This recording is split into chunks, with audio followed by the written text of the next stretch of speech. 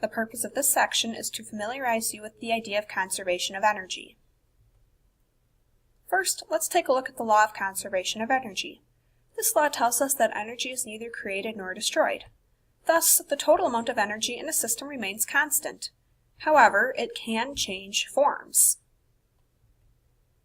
Let's take a look at some basic conservation of energy examples first. Light from the sun is converted into chemical energy in the food we eat.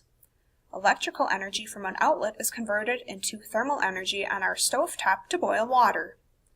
Chemical energy from food, specifically ice cream, is converted into mechanical energy in our bodies. Chemical energy in gasoline is converted into mechanical energy to power our cars. Conservation of energy is continuously occurring in an engine. Specifically, when a battery starts an engine, there are many different energy conversions occurring almost simultaneously. First, the starter converts chemical energy from the battery into electrical energy to engage the starter. Then, the starter converts this electrical energy into mechanical energy to crank the engine over. Chemical energy from the battery is also converted into electrical energy to provide power to the fuel and ignition systems to provide fuel and spark to run. Once the engine is running, combustion occurs.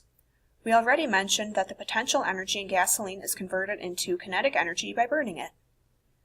The chemical potential energy of the fuel is converted into thermal energy by combustion, since heat is produced.